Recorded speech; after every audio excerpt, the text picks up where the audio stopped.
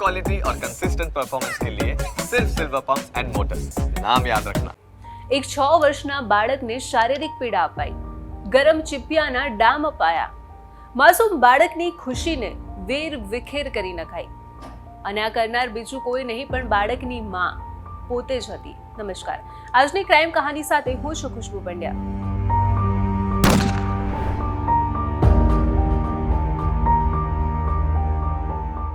શું એક માં પોતાના બાળકને પીડામાં જોઈ શકે?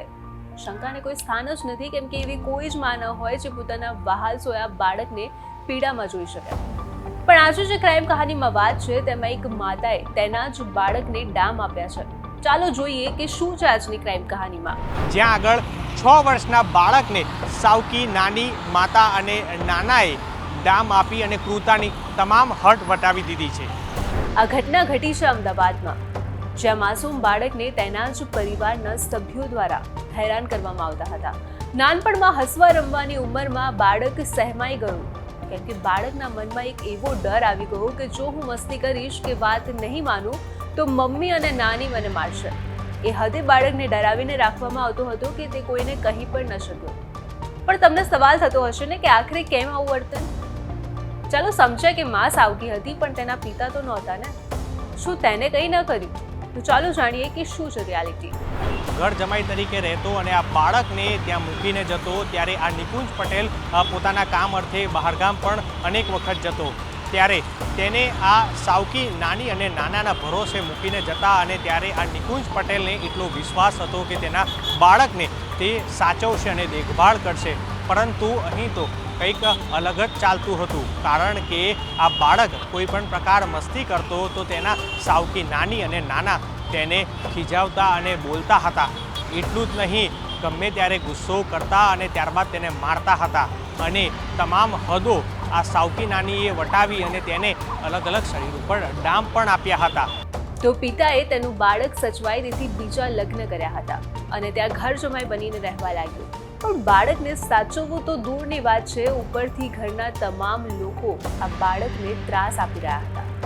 તો હવે સવાલ એ થાય કે તો આખરે આ હકીકત સામે કઈ રીતે આવી, અને પિતાની ગેરહાજરીમાં થતું શું હતું? જોકે બાળકે પોતાનું વર્ણન કર્યું હતું કે જ્યારે તેના પિતા કામ ધંધે અર્થે વિદેશ કે અથવા અન્ય જગ્યાએ ટૂરમાં જતા હતા, ત્યારે સાવકી નાની અને નાના તેના ઉપર ખૂબ ખરાબ વર્તન કરતા હતા.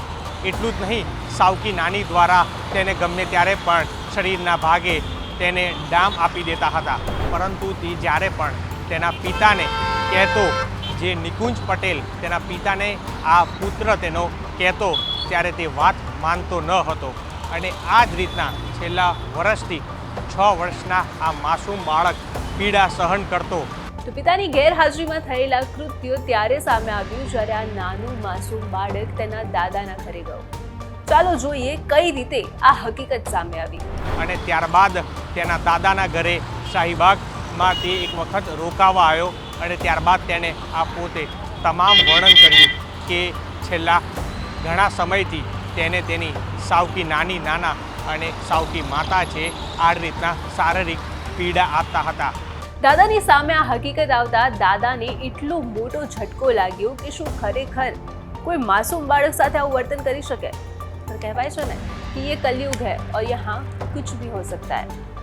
પણ હવે સવાલ એ ઊભો થતો હતો કે આ હકીકત સામે આવ્યા બાદ શું દાદાએ કોઈ એક્શન લીધું કે નહીં? આ બોડકદેવ પોલીસ સ્ટેશનમાં જે પિતા અને સાવકી માતા અને નાના નાની વિરુદ્ધ ગુનો નોંધવામાં આવ્યો હતો, જેમાં નિકુંજ પટેલ અને આ જે સાવકી નાના હતા તે લોકોને હાઈકોર્ટે આગોતરા જામીન આપ્યા હતા. પરંતુ જે આ ક્રૂરતાથી ડામ આપવામાં જે સાવકી નાની અને સાવકી માતા હતા તેને હાઈકોર્ટથી લઈ અને સુપ્રીમ કોર્ટે પણ આગોતરા ન આપી, અને બોડકદેવ પોલીસે આ બંનેની આજે ધરપકડ કરી છે.